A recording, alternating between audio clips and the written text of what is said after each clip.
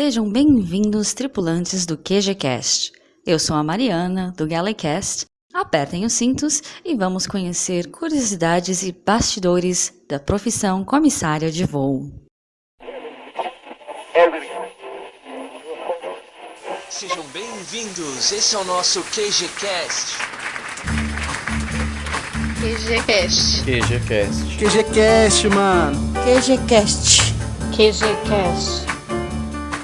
Isso mesmo, não somente o meu, mas é o nosso QGCast. Eu sou o CK. Fala galera, aqui quem fala é o Melkor. Fala galera, aqui quem fala é o Morfeu. E temos o prazer e o privilégio de receber aqui... Olá pessoal do QGCast, eu sou a Mariana do GalleyCast. Muito bem, Mariana, seja bem-vindo ao nosso humilde QGCast. E hoje vamos conhecer um pouco dessa profissão, comissária de voo, e também saber como surgiu o GalleyCast. Vamos deixar aqui em nosso post a página do Face, do site e o e-mail do GalleyCast para vocês entrarem e ouvirem como ela e seus convidados começaram nessa profissão, como foi o seu treinamento e as experiências dos primeiros voos. E também vou deixar o episódio que eu gosto mais, que é o episódio número 4, que chama-se No Meu Tempo, pois lá a Mariana fala com a Tânia Matini, ex-comissária de bordo da Varig, que trabalhou de 89 a 2006. Então são muitas histórias interessantes e comparações com os dias atuais. Eu recomendo, pois vale a pena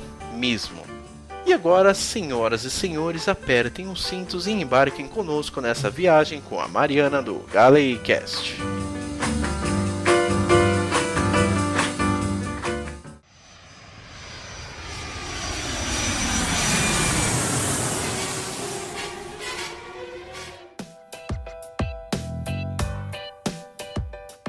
Atualmente, você tá morando aonde, Mariana? Eu moro no Oriente Médio e eu sou comissária de voo há 7 anos. Com quantos anos que você foi pra aí? Bom, eu cheguei aqui com 26 anos, mas na verdade eu já morava fora do Brasil desde os 14 anos de idade. Então eu tô fora do Brasil há um tempo, mas ainda assim, sempre que dá um tempinho, ainda mais agora voando bastante, eu volto pra aí. E como é pra você conciliar essa vida de comissária, mais amigos, família? Como é que você consegue conciliar tudo isso? Olha, você tem que ter um bom planejamento, contar muito também com o pessoal da escala, que dá os voos. Como, por exemplo, esse mês, eu pedi um voo pra ir pra casa na data do aniversário do meu pai e eu consegui. Então já tá tudo planejado. Eu vou chegar, pousar, ir pro hotel, me trocar, pegar um trem, ir pra casa dele e, enfim, participar do churrasco de aniversário do meu pai, voltar, fazer o voo de volta. É corrido, mas é bem gratificante. E toda a sua família, ela é daí? Não, a minha mãe, ela mora no Brasil atualmente, e o meu pai e meu irmão, eles moram no Japão. Nossa! Caraca, que legal. Inesperado, né? Ô Mariana, e o que levou você a escolher a profissão de comissária de voo? Olha, tem muita gente que diz que você não escolhe a aviação, você é escolhido. Ah, e realmente, eu não sei, porque assim, comigo foi uma coincidência, vamos dizer. Eu trabalhava antes como agente de viagens, eu também trabalhei num hotel. Um belo dia eu tava na agência um pouco, não sei o que fazer, porque era em 2008, então já começou a crise mundial, bem menos pessoas viajando. E eu comecei a pesquisar sobre programas de milhas para um antigo blog que eu tinha. E eu comecei a pesquisar várias companhias aéreas e eu deixei a companhia aérea para a qual eu trabalho hoje por último, justamente por ser a companhia aérea da qual eu conhecia menos o programa de milhas. E aí eu falei, cara, não conheço sobre essa empresa aérea, vou lá ver. Aí tinha um link na página dizendo sobre nós. Cliquei e tinha lá uma mensagem, aí tinha lá também oportunidades de emprego, carreira, cliquei. E eu vi que eles estavam contratando para comissários de voo. E eu nunca sonhei em trabalhar como comissária de voo, mas eu sonhava em trabalhar para uma companhia aérea, no setor de reservas, ou aeroporto, mas não voar. Eu achei que voar não fosse para mim. Eu falei, quer saber? Eu preencho os requisitos, eu vou aplicar. Porque eu sabia que a empresa que eu estava trabalhando, ela ia fechar no fim do mês, então, ou seja, no final daquele mês eu não ia mais ter emprego. Porém, você vê como a aviação te escolhe e não o contrário. Uma das pessoas que trabalhava na minha agência, essa agência ficava em Tóquio, ela falou, olha, Mariana, eu sei que daqui no final do mês você já não vai ter emprego como nenhum de nós aqui, porém, Eu tenho um amigo que ele tá vindo pro Japão abrir a base, o escritório da Philippine Air, que é outra companhia aérea das Filipinas. Não é a Philippine Airlines, é outra companhia aérea das Filipinas. E eles precisam de pessoas que falem japonês e inglês para trabalhar com reservas. Se você topar, daqui 2 semanas você vai para Manila fazer o treinamento. Mas aí eu falei para ela, olha, tem essa entrevista para comissária de voo. O que você acha? Ela falou, vai na entrevista. Eu fui e passei, tô aqui. Legal. E só uma curiosidade, quantas línguas que você fala? Olha, oficialmente eu falo 3, porque eu não conto o espanhol. Porque o espanhol eu não sei escrever muito bem em espanhol e também não daria conta de atender um caso médico em espanhol. Se alguém passar mal e eu tiver que fazer perguntas muito específicas sobre a condição de saúde dessa pessoa em espanhol, talvez eu vou acabar misturando muito português. Então, oficialmente eu falo inglês, português e japonês.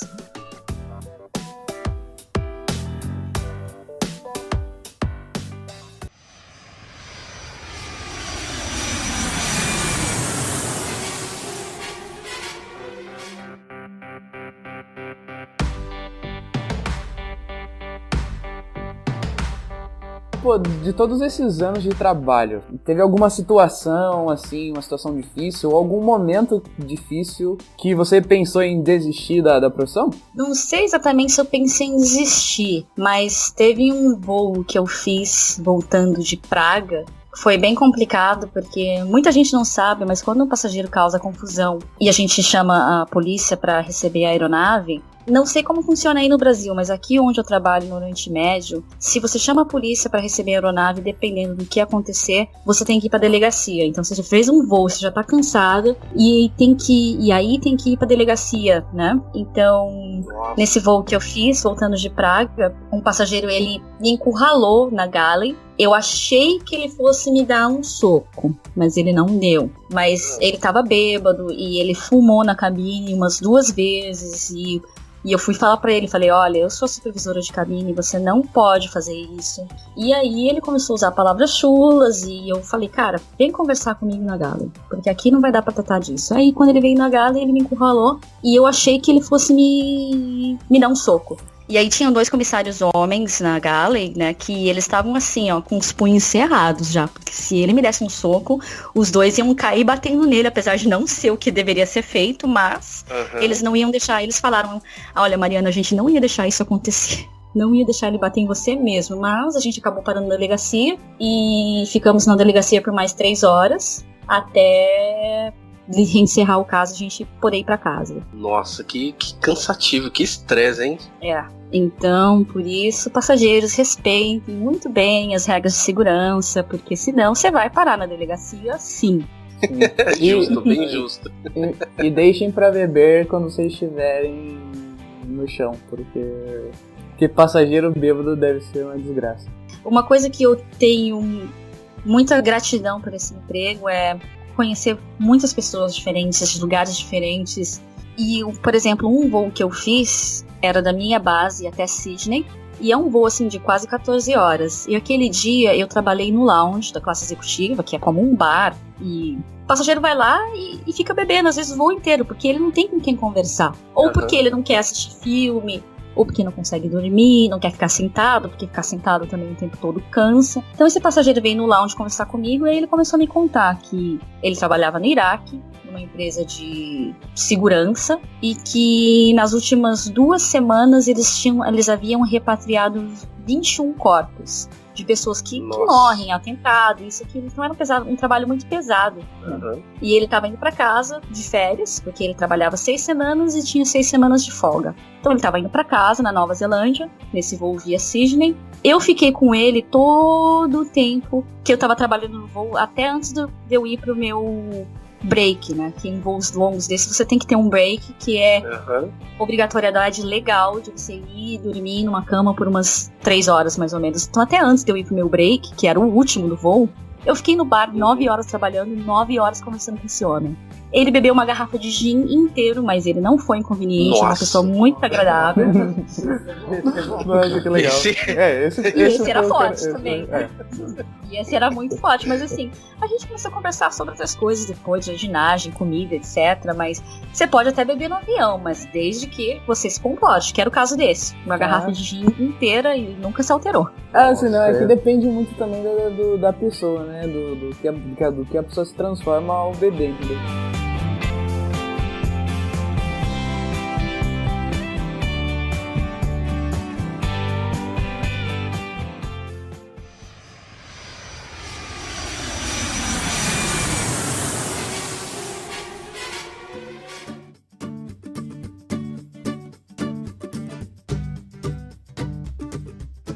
Falando um pouquinho agora do treinamento de comissário, tira uma dúvida, qual foi a maior dificuldade que você teve dentro do treinamento? Eu acho que foi a parte de segurança. No meu caso, como eu vou numa companhia aérea estrangeira, todo o treinamento foi feito em inglês, então tem muitos termos que eu nunca havia ouvido sequer em português, que saem em inglês, né? Então, foi um pouco com o idioma na parte de terminologia, né? E também você decorar muitas coisas que o comissário de voo tem que fazer e que as pessoas não têm ideia, tá? E assim, eu tenho que saber de cor como que o extintor tem que estar antes do voo, qual lacre, qual posição do ponteiro nos... Nossa, isso é responsabilidade de vocês também? Também, porque assim, tem uma dupla responsabilidade, tá? No meu caso, aqui na empresa onde eu trabalho, o comissário de voo tem que checar as garrafas de oxigênio e os extintores de incêndio. Tem empresa que o comissário, além de ter que checar isso, eles têm que checar a data de validade dos mesmos. No caso da minha empresa, não. Isso aí quem checa são os engenheiros mecânicos que fazem manutenção da aeronave, né? Então eles vêm, checam se está vencido, eles levam. Eles só checam se está vencido. E a gente checa outra parte. Pra poder, assim, balancear um pouco do trabalho também, porque é bastante coisa para checar. Como, por exemplo, uma aeronave A380 vai ter 19 extintores e mais 24 garrafas de oxigênio, fora um monte de outros equipamentos que eu não vou ficar falando aqui, que é coisa mais complicada e tal, mas que a gente checa também. Nossa. Isso antes do voo, quantas horas pra checar tudo isso? Minutos, você quer dizer? Ai, minutos? Sim, minutos. Avião no chão não dá dinheiro não, moça. A gente chega no avião assim, mais ou menos a gente chega no avião exatamente uma hora antes dos passageiros, uma hora antes do voo sair, perdão. Então, em 15 minutos a gente tem que checar todos os equipamentos de segurança, tem que fazer os cheques de segurança, que você vai varrer a aeronave completamente, ver se acha alguma coisa pra trás que não deveria estar lá. E aí, depois que a gente faz todos esses cheques de segurança, os passageiros embarcam mais ou menos 45 minutos antes da partida. Então, em 15 minutos a gente faz tudo isso. Por isso a importância de fazer um trabalho bem feito, de também dividir o trabalho entre os engenheiros e os comissários de voo para poder não sobrecarregar uma parte só. Nessa parte difícil que você falou antes, mas algo engraçado, algo que fez você dar risada no treinamento ou foi só sério? Não, tem coisa engraçada, assim, que nem, por exemplo, quando a gente tava testando o som, eu falei como eu falo na aeronave hoje em dia, quando que a gente faz speeches pros passageiros e tal. Hoje, pra mim, isso é normal, mas no treinamento, todo mundo, assim, dava aquela congelada na hora de fazer isso. E no nosso treinamento, quando eles simulam um voo, né, tem uma parte que uma de nós tem que fazer um speech de boas-vindas aos passageiros, né, senhoras e senhores, bem-vindos, este é o voo número tal, com destino a tal, etc. E ninguém queria fazer. Ninguém queria fazer porque todo mundo trava. Aí a gente deu esse speech pra uma das meninas que era de Nova Zelândia fazer. Aí a gente se safou com em inglês é seu idioma nativo, fala aí. E zarpamos. Largou e se vira. Ela pegou o papel, ela lia e olhava pra gente com uma cara, e a gente querendo morrer de dar risada, né? E aí também, mas outros treinamentos também, não só o treinamento inicial, mas também o treinamento da classe executiva. Eu lembro que eram muitos detalhes pra gente saber, o nome do pão, o nome disso, o nome daquilo. E aí teve uma hora que a gente tinha que servir queijo, a tábua de queijos no final da refeição, e aí a treinadora começou a falar, olha, você aceita uma seleção de o senhor aceita uma seleção de pães e bolachas de água e sal? As bolachas de água e sal são, quando ela falou isso, né? A gente pensou, não acredito que a gente tem que saber as bolachas, né? E um dos caras que ele era designer, naturalmente ele começou, né? As escolhas de bolachas são, aí ele falou quadrada, redonda, retangular. Aí a educadora falou, não, eu tô brincando, vocês não precisam saber as bolachas, mas a gente tenta dar risada porque é bastante cobrança, é uma marca séria, e também é o que os passageiros esperam, né? Um serviço de excelência. Mas a gente tenta descontrair.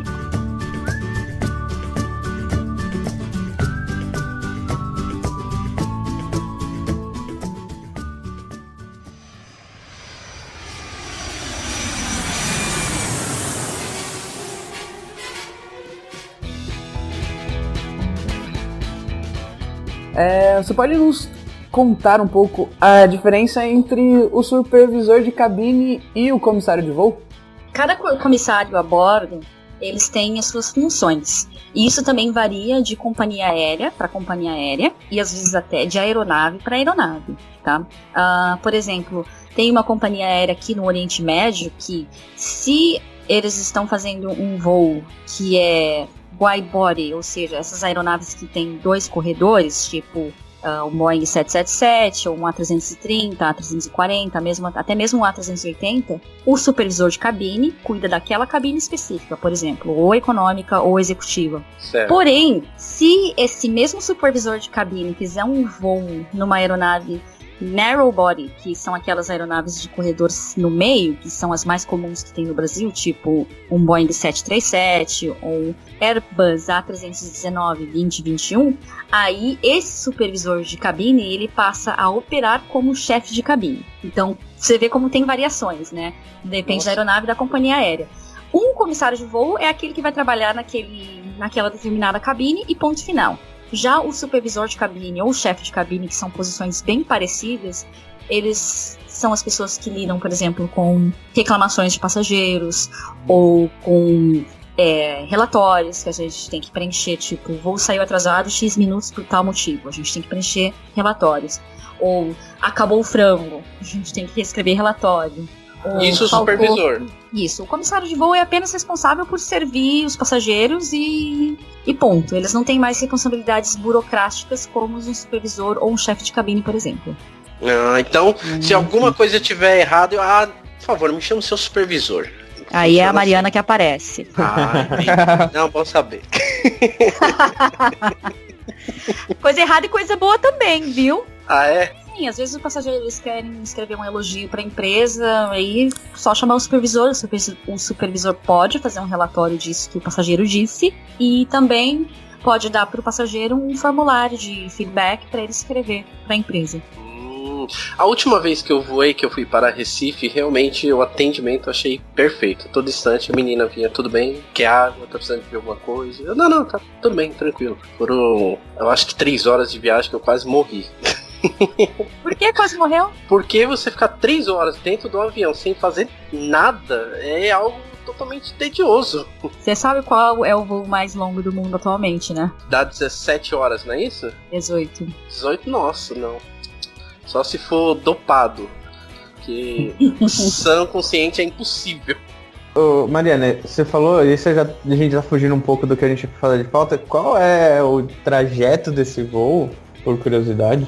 Olha, é um voo que sai daqui do Oriente Médio, que vai até Auckland, na Nova Zelândia, direto, sem escalas. Mas esse lance de escala, como é que é pra vocês, Mariana? Você quer dizer escala quando o avião de para em parar, algum lugar? isso, é. Ou escala que é a nossa agenda mensal?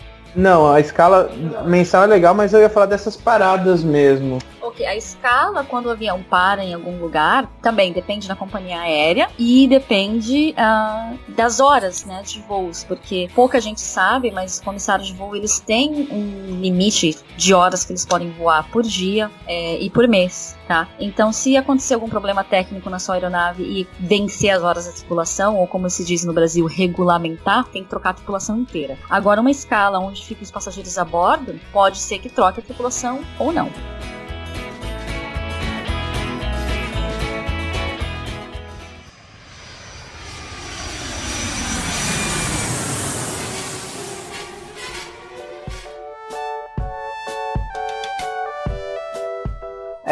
Você tem mais ou menos ideia de quantos países você já conheceu? Eu já fui a 43 países. Caraca, que da hora. Nossa, que legal. Isso sem contar os países no qual, por exemplo, eu vou e eu não chego nem a descer da aeronave porque é um voo que a gente chama de bate e volta. Você vai e volta no mesmo dia, né? Mas países que eu já fui, saí do avião, fui pro hotel, enfim, passei da imigração 43. Nossa, que louco, que legal, velho. Uma coisa que pouca gente sabe é que toda vez que a gente vai a um país diferente, não é carimbado o nosso passaporte, infelizmente. Então eu não... Feliz e infelizmente, Porque senão você pode até pedir um carimbo, aí as pessoas carimbam e escrevem embaixo à mão souvenir. Eu tenho colegas que fazem isso, mas... Que da hora. Eu prefiro não fazer isso, senão a cada 6 meses eu teria que trocar de passaporte. Nossa, que legal. Sua vida é muito legal. Mas tem as partes ruins também, vocês ainda não chegaram lá. Não, a gente ainda vai chegar. Não, e eu tava vendo esses dias na internet, caiu um avião. Aí pelo fato de te conhecer, Mariana, eu tava me perguntando, puxa, mas qual será a rota que ela faz de avião mesmo? Eu acredito que você está falando do avião, do voo MS-804 da Egypt Air, que saiu de Paris. Ia pro Cairo, no Egito, e caiu na quinta-feira. É esse? Isso. Como é a reação das pessoas que trabalham nessa profissão, assim, pra vocês? Pô, vocês sabem que colegas de trabalho, que vocês não conhecem, mas que morreram nesse voo. E como é isso pra vocês? Olha, é uma coincidência triste, tá? Porque em março, quando caiu um outro avião na Rússia, de uma empresa chamada Fly Dubai, eu estava indo num voo pro Rio de Janeiro e nesta aeronave tinha sistema de televisão ao vivo.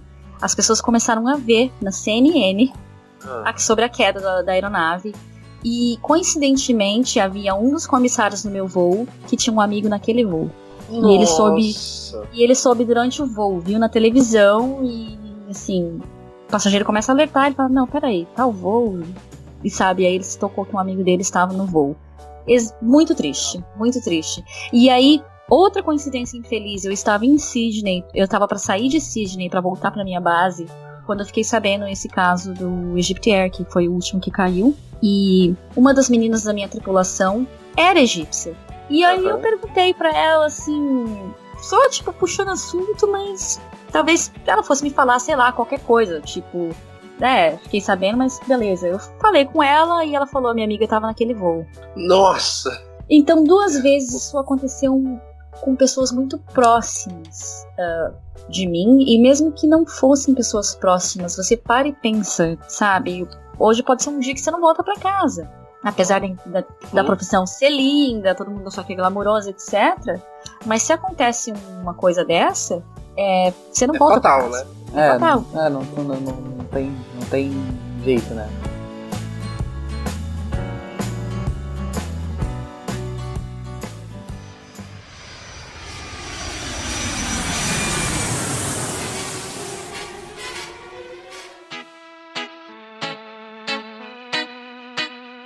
Agora então a gente quer falar um pouquinho sobre os tipos de passageiro. Aquele passageiro sem educação, tem algum aí que marcou assim pra você? Que é aquele cara que, sabe, não pede por favor, não pede licença. Teve algum estúpido assim que marcou? Infelizmente essa é a maioria, acredite ou não. Então já nem marca tanto mais, porque infelizmente você acaba ficando acostumada que pessoas não pedem por favor, não pedem licença. Mas uma pessoa que me marcou, que eu fiquei assim surpresa, não foi pelo fato de não falar por favor com licença, mas porquice. Por quê?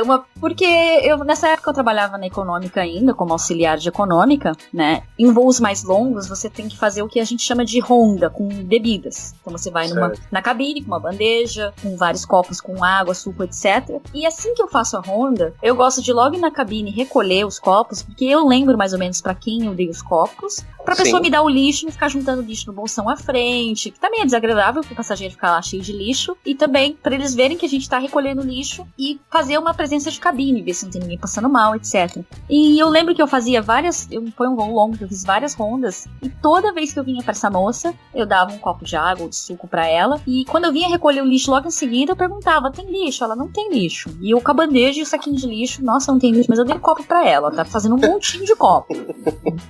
Você tá fazendo um montinho de copo um dentro do outro, né? Tá fazendo um souvenir de copo. Assim, depois do quinto copo, eu fiquei encasquetada. Falei, não é possível. Onde estão esses copos? E, coincidentemente, essa moça estava sentada na última fila da aeronave. Era uma Airbus 380. Então, atrás da fila dela, eu tinha acesso. Eu tinha como ver embaixo do assento e pegar o que tivesse embaixo do assento. Ela estava jogando todos os copos embaixo do assento. Tinha um montinho de copos. Aí eu fui lá, baixei, peguei os copos e tal, mas esse tipo de coisa me marca, porque eu penso, cara, na casa da pessoa ela não faz isso, não é possível que ele faz isso. Será? Eu acho que essa seria a pessoa que, se pudesse abrir a janelinha, ela jogava por volta da janela. Pela janela.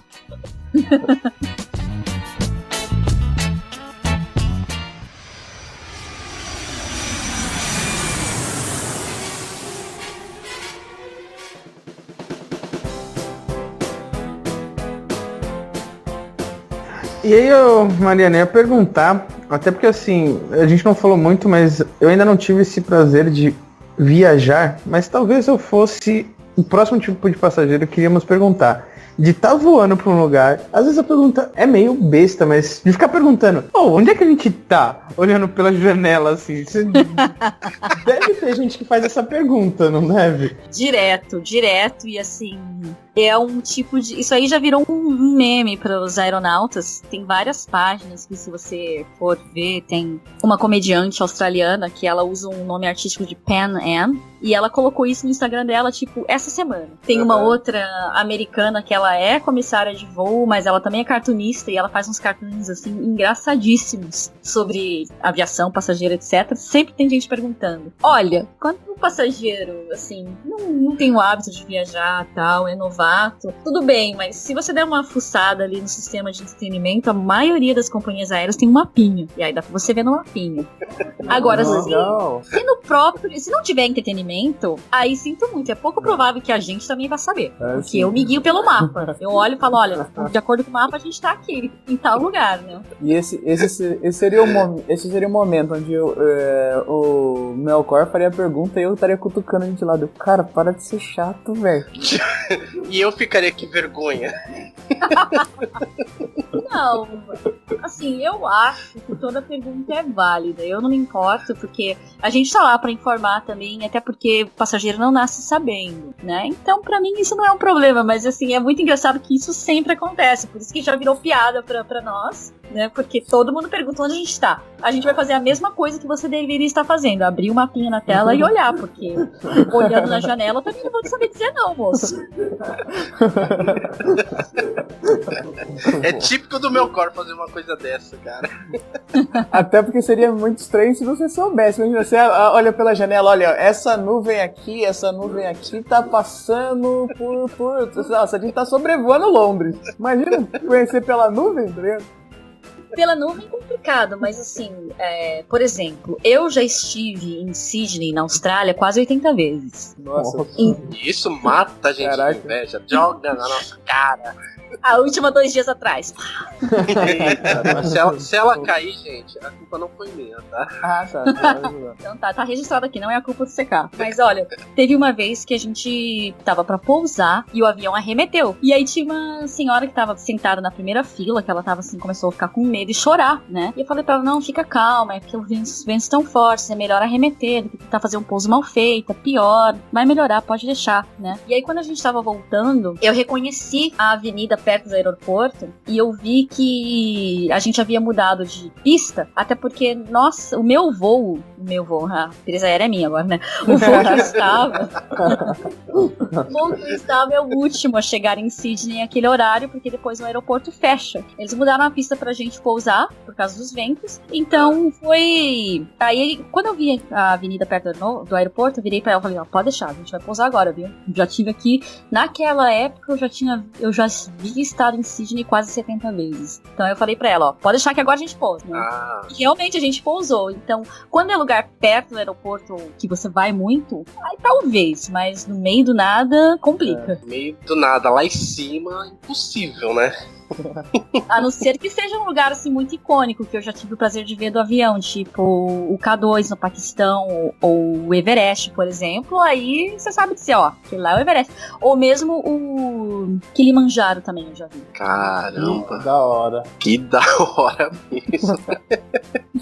Mata a gente de inveja, tá bom, continue.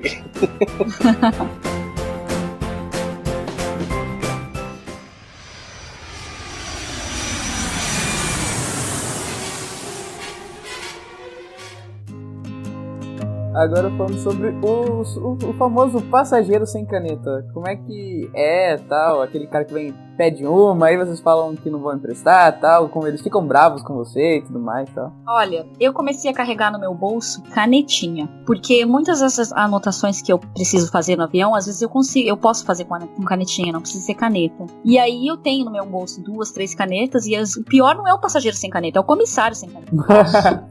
Aí complica. Aí é ferramenta de trabalho, né? Exatamente. Aí, assim, às vezes eu dou bronca em comissário meu, que eu falo, você tem que ter no mínimo 2 canetas no bolso. Porque às vezes você usa caneta vagabunda de hotel, e quantas canetas eu já não quebrei no avião, fui apertar a parte de cima dela e ela quebra. Então é normal caneta quebrar. Às vezes não tem jeito, eu vou lá, empresto a caneta pro cara. A maioria ultimamente tem devolvido. E às vezes tem um segundo passageiro que fala, me empresta uma caneta, uma fila depois do outro. Falei, pega a emprestada dele ali, do 50C ali. Que eu emprestei pra ele. Eu acabei de com emprestar ele, pra ele, empresta dele. É, Pega tá dele com aí. ele na caneta. E aqueles passageiros que, quando vocês vão decolar, vocês pedem pra desligar celular, smartphone, essas coisas.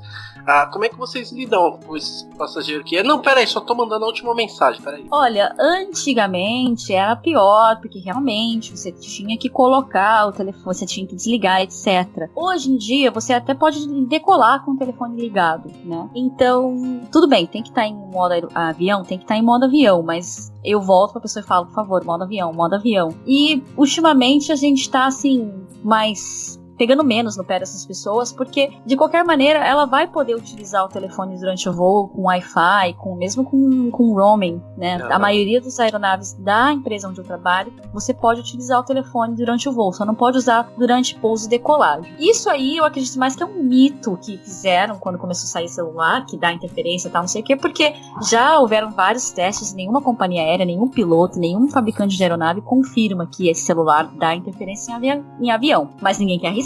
Por isso que ninguém fala oficialmente pode usar, entendeu? Entendi. Eu tô pegando menos no pé. O que eu pego no pé é a pessoa sentada na primeira fila, de frente pra gente, com o celular, com o tablet na mão, porque isso aí não pode. Na primeira fila não pode mesmo.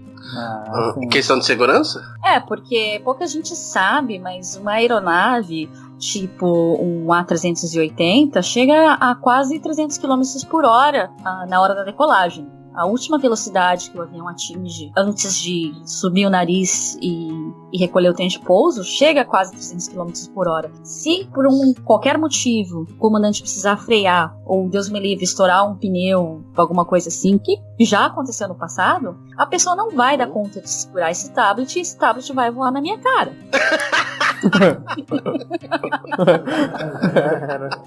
Eu imaginei a cena agora. Faz sentido.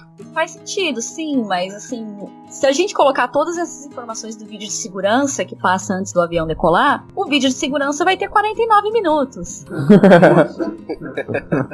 Então a gente resume bem pro mais essencial possível e, enfim, toca a vida, mas realmente na primeira fila não fique com o seu celular na mão, não fique com o tablet na mão, porque vai voar na cara da comissária se o avião precisar frear. E aí agora você imagine um objeto voando a 350 km por hora. Isso! Carro 80 km. Cara. Imagina um carro 80 km por hora, seu amigo pisa no freio porque atravessou um gato na rua, ou um cachorro, sei lá. Você quase não se segura, imagina 300 km por hora.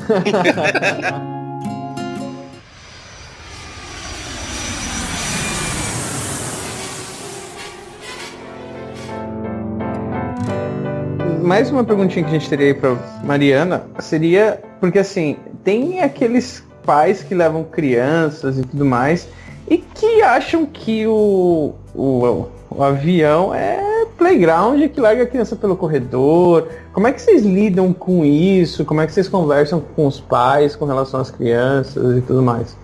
Olha, eu tento não julgar porque eu não tenho filhos, então eu não sei, eu não poderia estar na posição deles, mas eu já vi muitos grupos de discussão de comissários de voo no Facebook, comissários que são mães, falarem, olha, depois que eu virei mãe, a minha atitude mudou. Mas, por incrível que pareça, onde eu tive mais problemas foi na classe executiva do que na classe econômica, com crianças. Olha. Porque os pais não cuidam, deixam pra vocês cuidarem, seria isso? Mais ou menos isso. A primeira vez, meu primeiro voo na classe executiva, tinha umas gêmeas de mais ou menos uns 6 anos que não paravam de correr para cima e para baixo. E aí, coincidentemente, haviam outras crianças no avião, na classe executiva, naquele dia. E aí começaram a brincar e correr, ir pro lounge, voltar, etc. Pra minha sorte, eu ainda não era a comissária supervisora daquele voo ainda. Eu ainda trabalhava só na classe executiva. Então eu era auxiliar de executiva, eu não tinha aquela responsabilidade na época. Mas já tive que descascar esse abacaxi, de passageiro vir reclamar e falar, olha, eu não paguei uma fortuna pra viajar na executiva pra ter um playground aqui pro meu lado. E aí a desculpa da mãe dessas gêmeas foi que elas estão tão acostumadas a correr no nosso jato particular que elas não sabem parar quietas. Vou no seu jato particular. Que chato, exatamente. É o tipo de perfil que a gente tem de passageiro aqui, às vezes é muito rico. Isso não seria uma resposta absurda pra eles darem. Mas pra nós, meros mortais, né? É outra história. Assusta. E eu já tive um voo também, uma vez indo pra Houston, que são quase 17 horas de voo, que tinha um casal com 5 filhos. Era uma escadinha.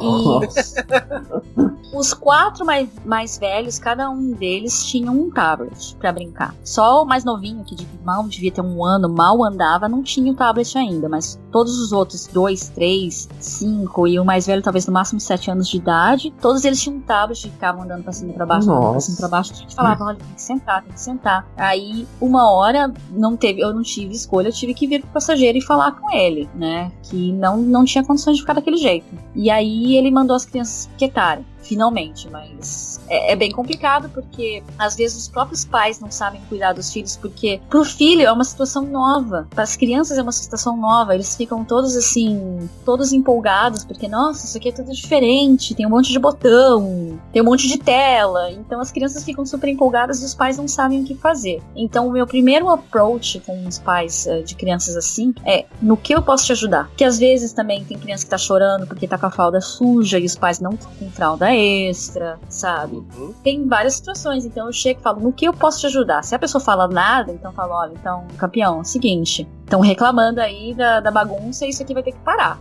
E aí, na maioria das vezes, os pais dão um jeito depois que a gente dá uma chamada. Mas eu sempre pergunto em primeiro lugar o que eu posso ajudá-los. Porque às vezes nem eles sabem o que fazer, às vezes eles estão cansados, às vezes os pais não sabem que eles podem pedir pra gente segurar a criança por uns 3 minutos, 5 minutos, enquanto eles vão ao banheiro, por exemplo. Eu sabia que vocês poderiam ajudar nessa parte porque às vezes só tá a mãe sozinha com a criança, ela não sabe o que faz, tipo, com quem que eu vou deixar meu filho pra ir no banheiro 5 minutos, entendeu? Sim, a gente pode segurar a criança pra pessoa ir ao banheiro, mas eu sou obrigada a me sentar. Eu não posso ficar segurando a criança de pé. Então eu tenho que me sentar, ficar com a criança no colo, aí a mãe vai ao banheiro e volta. Até porque a gente tá lá no fim do dia pra ajudar, então por que não? Que legal. Bacana. E agora outra coisa também, você já teve algum problema, alguma situação assim de passageiro chavecando, ou então até mesmo passando dos limites, assim, com abuso mesmo, desse tipo? Olha, passando dos limites, não tive. Talvez no trabalho eu sou um pouco séria demais, eu faço cara de poucos amigos, então eu não sei. Quase nunca tive ninguém me cantando. Mas teve um que foi engraçado, que assim, a gente tava voltando de São Paulo. Então de São Paulo pra cá, são também quase 15 horas de voo, é um voo longuíssimo, né? E era um passageiro que precisava de uma certa assistência pra descer da aeronave. E ele era brasileiro. Então eu tava conversando com ele e tal, ele, nossa, Mariana, muito simpática, você, tripulação, muito obrigado, voo maravilhoso, obrigada mesmo. E aí ele começou, vem cá, você tem namorado, você tem marido, você é casado, tal, você tem quê? Aí eu, não, né? Eu falei, não tenho. Aí eu joguei a desculpa de que a gente voa demais e é muito ocupada, que é uma desculpa e não é, porque dá-se um jeito. Aí ele falou, porque se eu fosse o seu marido, eu jamais deixaria você tirar esse uniforme. Eita! Esse foi atirado. Esse foi, ó. Esse foi assim, o passageiro Wesley Safadão. E o mais engraçado é que assim, eu pensei, não, se você fosse meu marido, essa seria a primeira coisa que você ia pedir pra eu tirar, porque assim, no fim do voo, o nosso uniforme fica nojento, gente. A gente derruba café, sabe? Derruba café no uniforme, derruba coisa no uniforme, a gente sua. Primeira coisa que eu quero fazer é tirar aquele uniforme, porque tá assim, sabe? Tá grudando.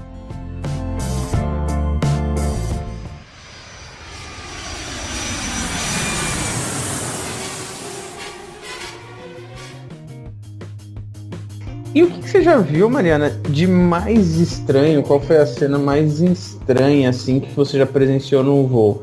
Não é nem tanto engraçado, vamos dizer assim, mas estranho mesmo, assim, algo que você falou, nossa, o que tá acontecendo? O que houve? Cara, tem uma, mas essa eu não posso contar no ar, essa tem que ser em off, não fui eu que presenciei, mas me contaram. Não, então conta uma que pode ir pro ar, então. Uma que pode ir pro ar, tá. Isso. Eu tive uma vez num voo, um passageiro, um voo saindo de Kuala Lumpur, na Malásia. Eu tive um passageiro que, umas 2 horas depois da decolagem, ele começou a delirar e falar sozinho. A gente achou que ele estava falando árabe e chamamos uma pessoa que fala árabe da tripulação para falar com ele, ver o que ele estava falando, se ele estava passando bem. E o cara que falava árabe aquele dia, ele era egípcio. E, por sorte, muito esperto, muito ligado. Assim que ele chegou no passageiro, ele falou, bom, esse passageiro não tá falando árabe, ele tá falando persa, que é o idioma do Irã, e esse cara tá tendo uma overdose. Nossa. Aí ele começou a falar com o cara, né, e começou a falar, escuta, o senhor tá passando bem e tal, tô notando que o senhor tá suando, tá meio esquisito. Aí o cara confessou, ele falou, olha, eu tô com 120 gramas de cristal no meu estômago, e eu tô achando que uma das cápsulas explodiu. O que realmente era. Então aí nós levamos ele para a parte do fundo do avião, deitamos ele no chão, colocamos ele no oxigênio, e a empresa onde eu trabalho tem em todas as aeronaves um desfibrilador que você pode usar para monitorar os batimentos cardíacos da pessoa, e também tem um aparelho que não são em todas as aeronaves, mas a maioria tem. É um aparelho que você pode usar para monitorar vários parâmetros médicos das pessoas, tipo pressão sanguínea, temperatura, nível de açúcar no sangue, etc. E com esse aparelho nós ligamos para uma equipe médica que dá assistência pra gente em solo. Então do avião a gente liga para os médicos e fala, olha, passageiridade tal, com esse e esses sintomas. Aí os médicos falam, é tal coisa, etc. Esse caso a gente já sabia o que era, por causa que ele mesmo falou que eram as drogas. A pressão dele, assim, foi 22/15, se eu não me engano. Já faz pelo menos uns 4 anos que essa história aconteceu, mas eu me lembro muito bem. Que foi a única vez que eu tive isso. E assim, eu achei que ele fosse morrer. Eu pensei, cara, vou ter a minha primeira morte a bordo. Graças a Deus não tive até hoje, mas eu pensei, eu tava preparada já pra fazer o que eu teria que fazer, né? E a pressão dele acabou baixando e tal, mas conversando com ele, ele confessou que ele engoliu as drogas pra levar pra Malásia. Porém, a Malásia, assim como Singapura, é um país muito sério em relação a drogas, que se você for pego com drogas, qualquer quantidade, você pode ser sentenciado à pena de morte. E ele estava preocupado porque eles não estavam passando as drogas. Então ele falou, cara, essas drogas não vão passar, eu vou voltar. E aí ele marcou um voo de última hora, pegou o voo e explodiu no avião, né? Explodiu no avião, mas ele não morreu. Ele chegou aqui na base vivo e aí os paramédicos levaram ele. Não sei que fim teve. Ele deve ter sido preso, obviamente, porque estava com droga. Aqui também não pode, mas não chega a dar pena de morte. Por isso que ele queria voltar, então. Exato. Faz sentido.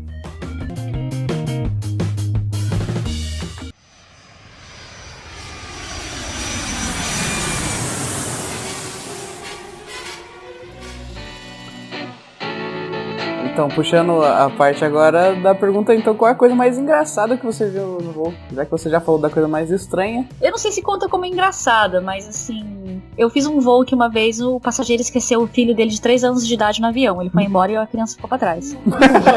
Engraçado. Engraçado e trágico ao mesmo tempo, né? Exatamente, trágico, porque aí começou a descer todos os passageiros do avião, a gente começou a fazer os anúncios, tem mais passageiro, tal, então tá, vamos fazer tal cheque e vamos embora. E aí tava aquele menino lá, e aí a gente começa a perguntar, escuta, cadê o papai e mamãe? Aí a criança, não sei, papai e mamãe tava aqui com os meus irmãos e vazaram. E às vezes é muita criança que eles têm, esqueceram pra trás.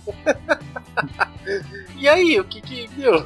E aí que a gente, nesse caso, a gente tem que obviamente chamar a polícia, pra polícia levar a criança pra delegacia e tentar contactar os pais, né? Porque isso você não pode passar por agente de solo, a gente também não pode levar pra casa, infelizmente, claro, né? Então tem que chamar a polícia, esperar a polícia vir, e a polícia levou o menino pra delegacia do aeroporto e tentou contactar os pais, né? Mas já aconteceu Caraca. isso, sim, esquecer a criança. E aí vocês gravaram tudo e esqueceram de mim.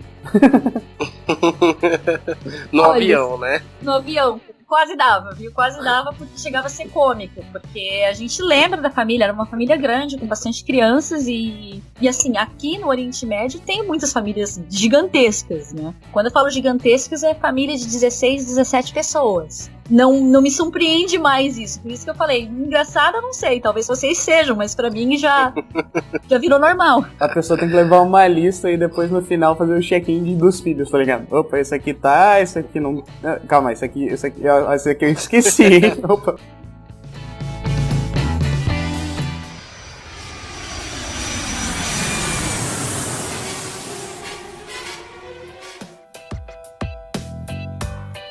E assim, partindo aqui só pra finalizar, Mariana, fala aí um pouquinho pra gente aí como surgiu essa ideia e a vontade de criar o GaleiCast. Bom, eu comecei a ouvir uns podcasts ano passado por influência do meu irmão. E logo eu me apaixonei com a mídia podcast, porque eu posso ouvir enquanto eu tô me arrumando, enquanto eu tô indo voar. Não é uma mídia que me prende na frente do computador como outras, né? Como blogs, etc. Então era algo que, assim, me apaixonei de cara. E aí eu comecei a procurar sobre aviação. E eu notei que havia um podcast sobre aviação, mas que contavam outro lado da aviação, como, por exemplo, piloto, como se tornar piloto e esse tipo de coisa. Aí eu procurei podcasts sobre comissários de voo, sobre essa profissão.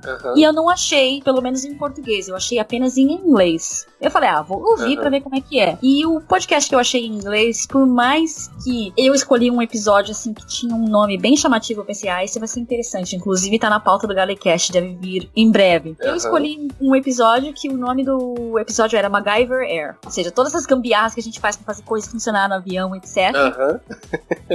E eu achei extremamente sem graça, porque ela gravava sozinha e as histórias que ela tinha, assim, não chegavam perto das histórias que eu e meus amigos temos, né? Eu falei, quer saber? Eu vou fazer um podcast. E aí eu comecei atrás de equipamento, de pesquisar como grava, como faz feed, etc.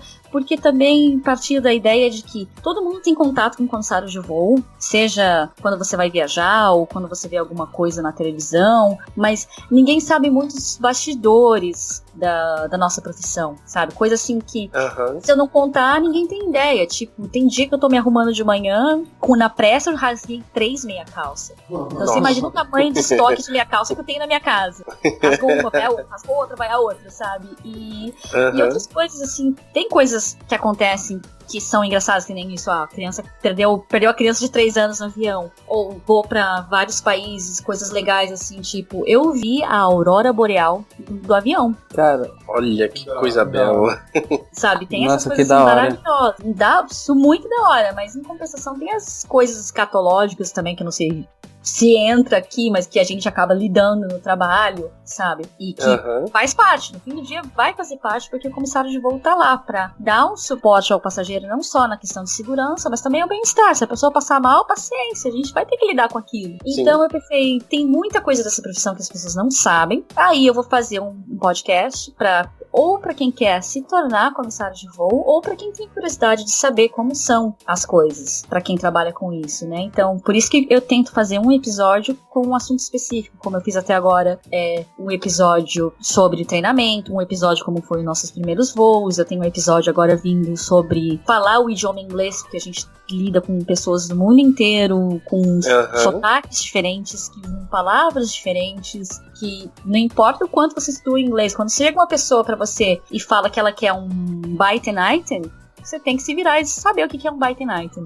Tem outras coisas, enfim. Então é mais pra matar a curiosidade do pessoal, tanto pra quem quer trabalhar, quanto pra quem tem curiosidade. Como vocês devem estar imaginando, bater a escala de 4, 5 pessoas pra juntar e gravar é bem complicado. Mas eu já fiz, assim, episódios que eu gravei com uma pessoa na Índia, outra aqui, outra na casa dela, outra no Brasil. Então juntam vários fusos horários diferentes, né? E que a pessoa tá lá gravando, né? Poxa, que bacana, é muito, muito legal. Eu realmente gostei dos 4, até então que surgiu essa vontade de convidar vocês para participar aqui no QGCast, até mesmo para divulgar esse podcast de vocês, que é muito bom e que eu recomendo mesmo que as pessoas ouçam, porque vale a pena. Muito legal ter essa disponibilidade de conhecer outros lugares, ver coisas diferentes e realmente você abrilhantou bastante o nosso cast, muito obrigado mesmo. Eu agradeço mais uma vez o convite e eu deixo as coisas escatológicas e mais medonhas pra contar lá no GaleiCast, mas tem coisa interessante também. Sim, grave mais coisas, poste mais coisas, por favor. Eu, em nome do pessoal do QGCast, agradeço, espero que você volte mais vezes a gravar aqui com a gente. Só convidar que a gente vem, voando.